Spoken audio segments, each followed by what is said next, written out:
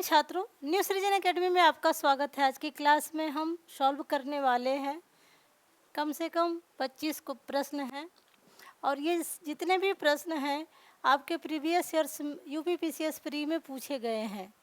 तो आने वाला जो एग्ज़ाम है यूपीपीसीएस का जो प्री एग्ज़ाम है उसमें जो है हिंदी के ये प्रश्न आपको दिखाई पड़ेंगे। स्टार्ट करते हैं क्लास आज की। पहला प्रश्न है हमारा, हिंदी वर्णमाला में ऊष्म व्यंजन कौन से हैं?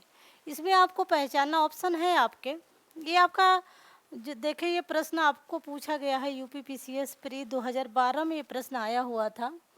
ऑप्शंस हैं आपके ट वर्ग के जितने भी वर्ण हैं, त वर्ग के, प वर्ग है और आपका ये ऊष्म व्यंजन।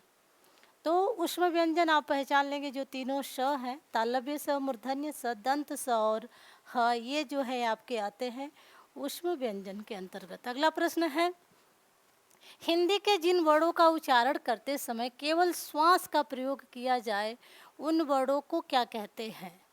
हिंदी के जिन वर्णों का उच्चारण करते समय केवल श्वास का प्रयोग किया जाए उन वर्णों को हम क्या कहते हैं?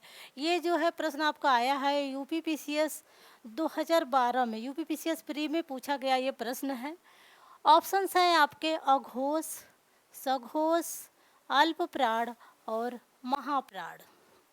तो आपका ऑप्शन जो है पहला सही हो जाएगा, अघोष, यानी कि कंपन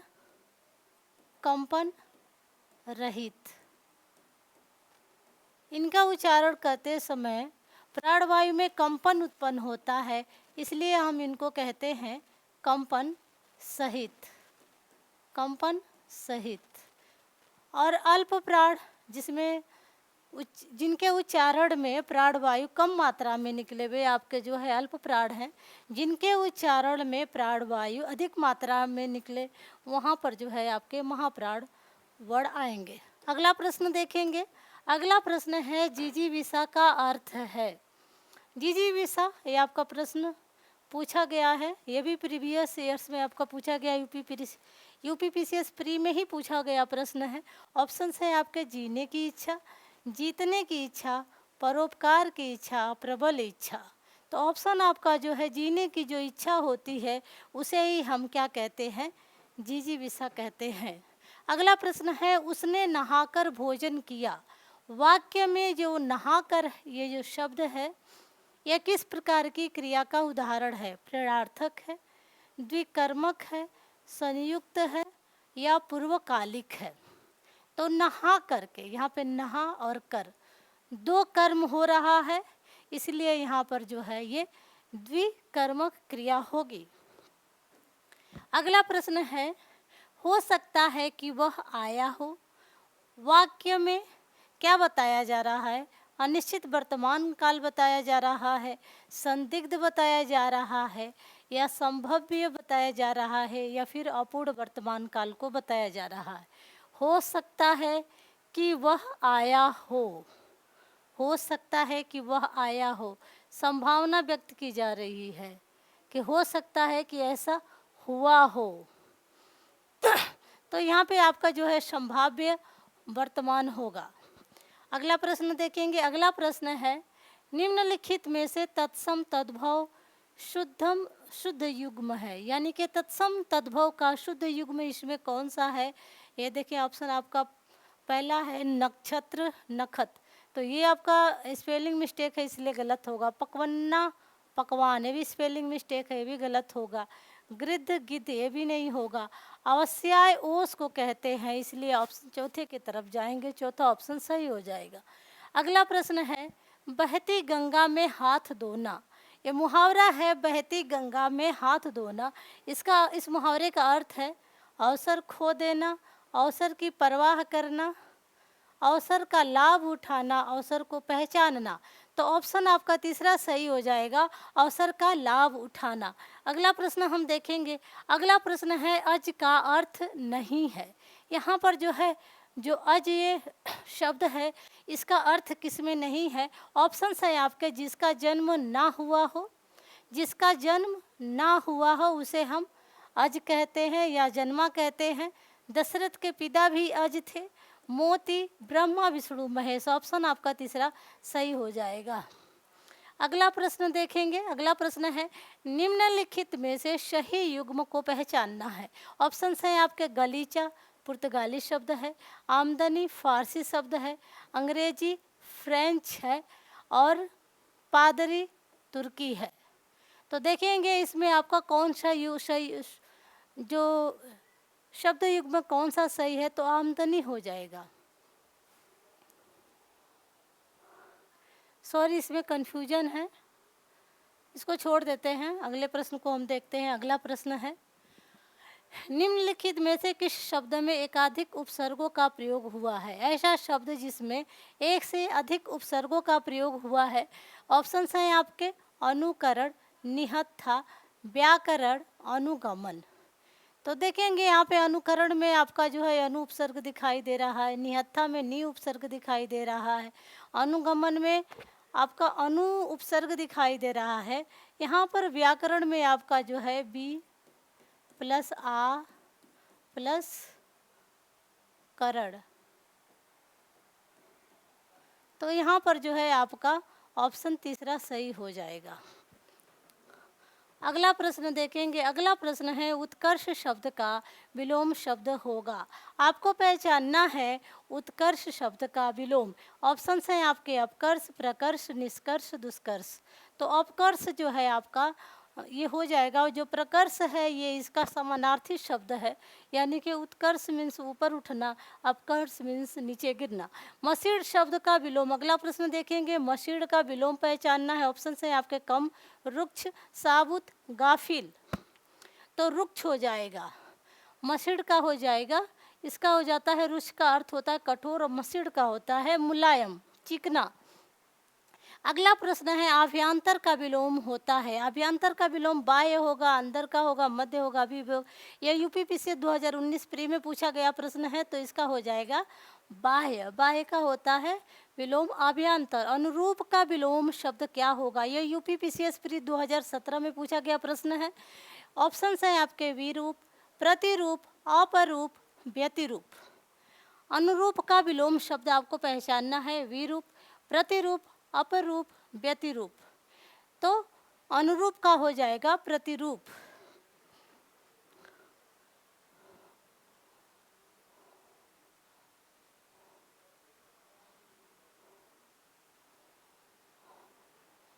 अगला प्रश्न देखेंगे। अगला प्रश्न है जिसका उत्तर देकर खंडन किया गया हो। जिसका उत्तर देकर के खंडन किया गया हो, यह यूपीपीसीएस प्री 2022 में पूछा गया प्रश्न है।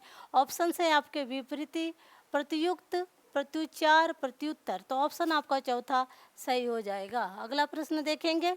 अगला प्रश्न है जिजीविषा का अर्थ है जीतने की इच्छा, जीने की इच्छा, परोपकार की इच्छा। तो ऑप्शन आपका दूसरा सही होगा। ये जो है आपका 2020 में पूछा गया प्रश्न है। अगला प्रश्न है जो स्त्री सूर्य भी न देख सके उसके लिए एक शब्द क्या होगा। यह आपका 2018 यूपीपीसीएस प्री में पूछा गया प्रश्न है। ऑप्शन है आपके विदुषी, अलक्ष्या, असूर्यमपस्या, शास्त्रज्ञ। तो ऑप्शन आपका तीसरा सही हो जाएगा, असूर्यमपस्या। अगला प्रश्न है जो कुछ नहीं जानता है। जो कुछ नहीं जानता है वाक्यांश के लिए कौन सा विकल्प उपयुक्त है। जिसे कुछ न आता हो उसे हम विज्ञ कहेंगे, अज्ञ कहेंगे, अभिज्ञ कहेंगे या फिर अनाड़ी कहेंगे। तो जो विज्ञ होता है वो विद्वान होता है, जो अभिज्ञ होता है वो विद्वान होता है, जो अज्ञ होता है उसे कुछ नहीं आता है। अगला प्रश्न है पक्ष की पहली तिथि को कहते हैं। पक्ष की पहली तिथि को क्या कहेंगे। प्रतिपदा कहेंगे, एकादशी कहेंगे, चतुर्दशी कहेंगे या फिर द्वादशी कहेंगे। तो आपका प्रतिपदा कहलाता है। पक्ष की पहली तिथि जो होती है वो प्रतिपदा कहलाती है। ये आपका प्रश्न प्रीवियस ईयर्स में पूछा गया है। अगला प्रश्न देखेंगे। अगला प्रश्न है मास की किस पक्ष की 11वीं तिथि को हम क्या कहते हैं। मास की किसी पक्ष की 11वीं तिथि को हम क्या कहेंगे। प्रतिपदा कहेंगे, एकादशी कहेंगे, पंचदशी कहेंगे, त्रयोदशी। तो एकादशी कहते हैं। 11वीं तिथि को हम एकादशी कहते हैं। अगला प्रश्न है मास की 30वीं तिथि या शुक्ल पक्ष की 15वीं तिथि को क्या कहते हैं। अमावस्या कहेंगे, पूर्णिमा कहेंगे, प्रतिपदा कहेंगे या फिर एकादशी कहेंगे। तो इसको हम अमावस्या कहते हैं। अगला प्रश्न देखेंगे। अगला प्रश्न जानने की इच्छा रखने वाले के लिए एक शब्द है। यूपीपीसीएस प्री एग्जाम 2012 में पूछा गया है। जानने की इच्छा, अगर आप जीने की इच्छा है तो वहाँ जिज्ञासा है, जानने की इच्छा है तो वहाँ पे जिज्ञासु होगा, जिज्ञासा होगा, सॉरी जिज्ञासु होगा नहीं, जिज्ञासा होगा। अगला प्रश्न देखेंगे। अगला प्रश्न है, इनमें से तद्भव तत्सम का एक युग्म अशुद्ध है। यहाँ पे जो है एक अशुद्ध को पहचानना है। ओस, अवश्याय, काढ़ा, क्वाथ, उबटन, ऊर्ध्वतन, रहट, अरहट। तो यहाँ पे आपका तीसरा वाला सही हो जाएगा, ये जो है गलत है। अगला प्रश्न देखेंगे। अगला प्रश्न है, इनमें से तद्भव तत्सम का एक युग्म अशुद्ध है। इनमें से तद्भव तत्सम का एक युग्म अशुद्ध है। चक्र का चक्का, पत्र का पड़, चैत्र का चैत, छत का छत, छत्र का छत। तो ये जो है आपका दूसरा वाला ऑप्शन जो है ये गलत है इसमें। अगला प्रश्न है, निम्नलिखित में से तत्सम शब्द हैं। इसमें आपको तत्सम शब्द पहचानना है। पहला आपका ऑप्शन हाथ, दूसरा है दूध, तीसरा है काष्ठ और चौथा है आम। दूध, आम, हाथ, तो काष्ठ जो होगा यह आपका तत्सम शब्द होगा। अगला प्रश्न देखेंगे। अगला प्रश्न है, निम्नलिखित में से कौन सा वाक्य शुद्ध है। इसमें पहचानना है जो वाक्य आपका शुद्ध है। ये भी आपका प्रीवियस ईयर्स यूपीपीसीएस प्री में पूछा गया प्रश्न है। मैं सारी रात भर जागता रहा, तो सारी रात भर जागता रहा, सारी रात जागता रहा तो ये सही है, लेकिन इस हिसाब से अशुद्धि हो गई इसमें। मैं पूरी रात भर, इसमें भी देखें गलती है। मैं सारी रात जागता रहा, मैं पूरी तरह से जागता रहा, मैं सारी रात जागता रहा, तो तीसरा ऑप्शन सही हो जाएगा। अगला प्रश्न है, आदर्शिका का तद्भव पहचानना है आपको। आदर्शिका का तद्भव रूप क्या होगा। आदर्श होगा, अदरक होगा, आरसी होगा, आँच होगा। तो ऑप्शन आपका तीसरा सही हो जाएगा, आरसी। अगला प्रश्न है, निम्नलिखित में तत्सम तद्भव का शुद्ध युग्म क्या होगा। निम्नलिखित में से आपको तत्सम तद्भव का शुद्ध युग्म कौन सा है। घट, घड़ा, राख, रक्षा, धन्या, धनिया, वटी, बड़ी। इसमें आपको शुद्ध युग्म पहचानना है। तो शुद्ध युग्म घट, घड़ा को हम घट कहते हैं, बाकी सारे गलत हैं। अगला ऑप्शन देखेंगे। अगला प्रश्न है आपका, बच्चा शब्द का तत्सम रूप है। यहाँ पे जो बच्चा शब्द है इसका तत्सम रूप पहचाना। ऑप्शन है आपके बालक, वत्स, बाल। तो ऑप्शन आपका तीसरा सही हो जाएगा, वत्स। अगला प्रश्न है, निम्नलिखित में से तद्भव शब्द पहचानना है। अग्नि आपका तत्सम है, पुष्प तत्सम है, शलाका तत्सम है। 14 जो है ये आपका तद्भव शब्द है। यूपीपीसीएस प्री एग्जाम 2018 में आया हुआ प्रश्न है। अगला प्रश्न है, अधोलिखित में से तद्भव शब्द पहचानना है आपको। इसमें से तद्भव शब्द पहचानना। प्रत्यभिज्ञान ये जो है आपका संस्कृत का शब्द है, इसलिए तत्सम हो जाएगा। परिधान, पिटक और पिटारा। तो ऑप्शन आपका चौथा सही हो जाएगा। यूपीपीसीएस प्री एग्जाम 2017 में यह पूछा गया प्रश्न है।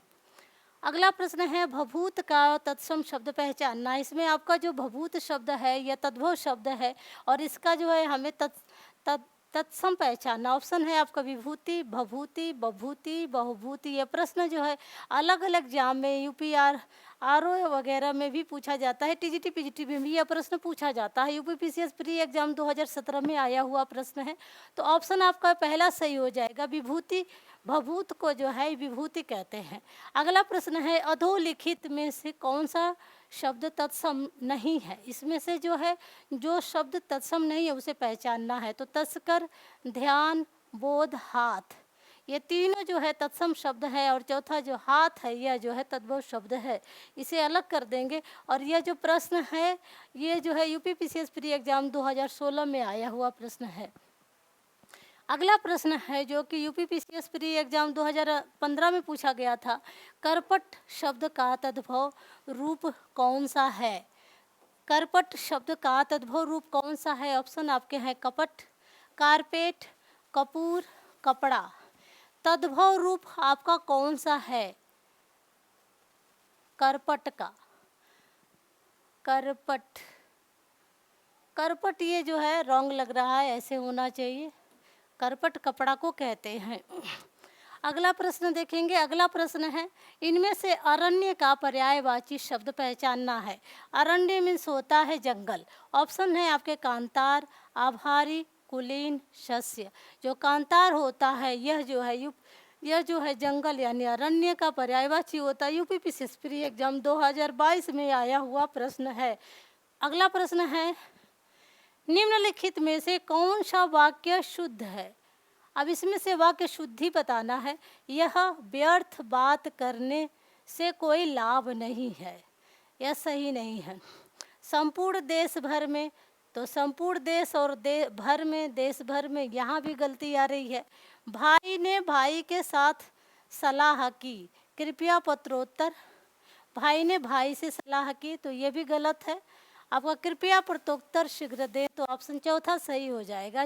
जो चौथा ऑप्शन है वही सही होगा, बाकी सारे जो वाक्य हैं वो गलत हैं। महान व्यक्तियों में भौतिक वस्तुओं के प्रति डॉट पाई जाती है। वाक्य में रिक्त स्थान की पूर्ति के लिए उपयुक्त शब्द पहचानना है।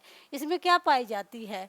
निर्लिप्तता पाई जाती है, लिप्तता पाई जाती है, निष्कपटता पाई जाती है या निपटता पाई जाती है। भौतिक वस्तुओं के प्रति निर्लिप्तता पाई जाती है। ऑप्शन आपका पहला सही हो जाएगा। यह आपका जो है प्रश्न यूपीपीसीएस प्री एग्जाम में पूछा गया प्रश्न है। अगला प्रश्न है, निम्नलिखित में से शुद्ध वर्तनी वाला शब्द है।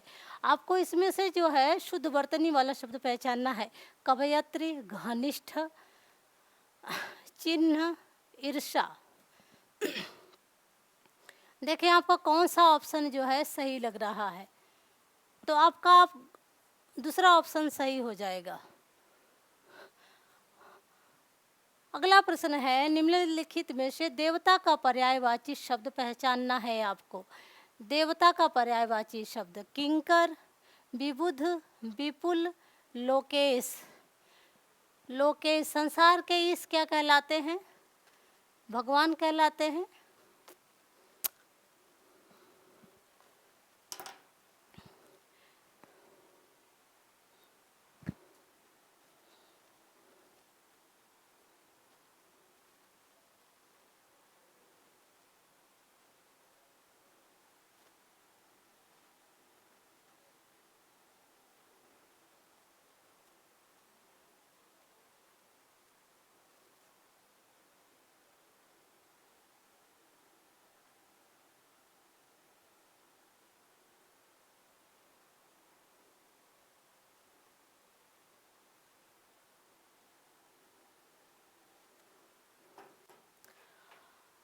इस प्रश्न को स्किप कर देते हैं, नेक्स्ट प्रश्न को देखते हैं, ध्यान में नहीं आ रहा है।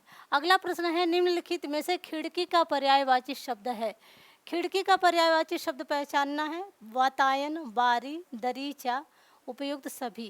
तो जो खिड़की होती है उसे वातायन, बारी और दरीचा तीन, तो चौथा ऑप्शन आपका सही हो जाएगा। यह प्रश्न जो है यूपीपीसीएस प्री एग्जाम 2019 में पूछा गया प्रश्न है। अगला प्रश्न देखेंगे। अगला प्रश्न है, व्योम का पर्यायवाची शब्द नहीं है। व्योम का पर्यायवाची शब्द नहीं, ऑप्शन है आपके अंतरिक्ष, अंबर, पीयूष, नभ। यह जो है यूपीपीसीएस प्री एग्जाम 2018 में आया हुआ प्रश्न है। अंतरिक्ष, अंबर, नभ जो है यह हो जाएगा। पीयूष जो होता है अमृत को कहते हैं, तो ऑप्शन आपका तीसरा सही हो जाएगा। अधोलिखित में से एक पर्यायवाची युग्म में सही नहीं है। जो ये लिखा हुआ है नीचे, इसमें से एक जो पर्यायवाची युग्म सही नहीं है। यमुना को सूर्यजा जी कहते हैं, सही है। पुत्री को तन्या कहते भी सही है। रात्रि को निश्चित कहते भी सही है। झंडा को उरग नहीं कहते हैं, तो चौथा ऑप्शन सही हो जाएगा। अगला प्रश्न है, आग का पर्यायवाची शब्द नहीं है। इसमें आपको पहचानना है आग का पर्यायवाची शब्द नहीं है। ऑप्शन है आपके अनल, पावक, व्योम, कृषाणु। तो कृषाणु, पावक, अनल जो है तीनों आग का पर्यायवाची है, लेकिन जो व्योम है वह आकाश का पर्यायवाची शब्द होगा। अगला प्रश्न है, निम्नलिखित में से रात्रि का पर्यायवाची शब्द नहीं है। रजनी रात्रि को कहते हैं, विभावरी जो है रात्रि को कहते हैं, समीर जो है हवा को कहते हैं, निशी रात्रि को कहते हैं, तो ऑप्शन तीसरा सही हो जाएगा। हवा का पर्यायवाची शब्द है समीर, ना कि रात का। अगला प्रश्न है, मृगेंद्र का पर्यायवाची शब्द है। मृगेंद्र का पर्यायवाची शब्द आपको पहचानना, ऑप्शन है आपका शार्दुल, अहि, हिरन, कुरंग। मृगेंद्र का पर्यायवाची शब्द आपको पहचानना है, शार्दुल कहेंगे, यही कहेंगे, या हिरन कहेंगे, या फिर कुरंग। तो शार्दुल हो जाएगा। शेर को हम मृगेंद्र कहते हैं। यहाँ पे देखेंगे शार्दुल जो है शिको का शेर कहते हैं, वनराज कहते हैं, शार्दुल को मृगराज, व्याघ्र पंचमुख मृगेंद्र, केसरी केहरी, केसी महावीर, सर्प को साप, अहि भुजंग विषधर, ब्याल फड़ी उरग पन्नग नाग कहते हैं, हरिण मृग शारंग कुरंग, हिरन को कहते हैं कुरंग कुरंड्य, अजिनयोनि चारुलोचन भीर भीरु हृदय, कृष्ण सार वातायु सुरभि, हरिण ऋष्य चारुलोच कुरग बारह सिंहा। अगला प्रश्न देखेंगे। अगला प्रश्न है निम्नलिखित में से कौन सा किरण का पर्यायवाची शब्द नहीं है? मरीचि, रश्मि, पुष्कर, दीप्ति। तो ऑप्शन तीसरा जो है वह पुष्कर हो जाएगा। बाकी तीनों दीप्ति, मरीचि और रश्मि ये तीनों जो है किरण का पर्यायवाची शब्द हैं, किरण का पर्यायवाची शब्द हैं। ऑप्शन ये देखिए यूपीपीसीएस प्री एग्जाम 2014 में आया हुआ प्रश्न है। ऑप्शन तीसरा सही हो जाएगा। अगला प्रश्न देखेंगे। अगला प्रश्न है निम्नलिखित वाक्यों में शुद्ध वाक्य चुनना है। चार दीवारी के पार एक सुंदर इमारत है। उपरोक्त वाक्य का संज्ञान ले। इसमें से आपको शुद्ध वाक्य चुनना। उपरोक्त वाक्य का संज्ञान ले। शिक्षणेतर कर्मचारी आज शाम को एकत्रित होंगे।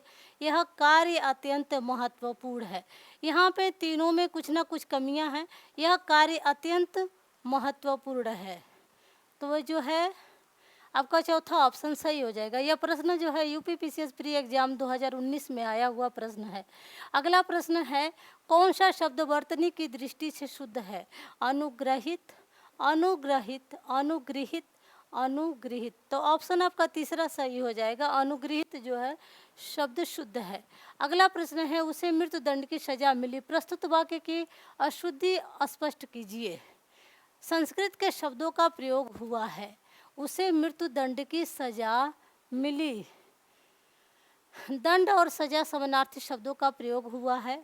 तीसरा ऑप्शन सही हो जाएगा। इनमें कोई अशुद्धि नहीं, चौथा ऑप्शन सही नहीं होगा। अगला प्रश्न है और ये लास्ट प्रश्न है निम्नलिखित में से कौन सा वाक्य व्याकरण की दृष्टि से अशुद्ध है? वह दंड देने के योग्य है। विद्यार्थी नकल करते हुए पकड़े गए, ये आपका सही है। मैंने यह पुस्तक पढ़ी है, सही है। उन्होंने अभी अभी खाना खाया, ये भी सही है। आपका इस प्रश्न के हिसाब से जो है पहला ऑप्शन सही हो जाएगा। तो फिर मिलते हैं नेक्स्ट क्लास में। आज के लिए बस इतना ही। अगर आप यूपीपीसीएस प्री का एग्ज़ाम देते हैं या आर तो आपके लिए आज की क्लास काफ़ी महत्वपूर्ण रहने वाली है। इसके अलावा जो लोग टीजीटी पीजीटी हिंदी से एग्ज़ाम देते हैं उनके लिए भी एक क्लास काफ़ी महत्वपूर्ण। ये प्रश्न उनको आगे अपने एग्ज़ाम में दिखाई पड़ेंगे। Thank you students.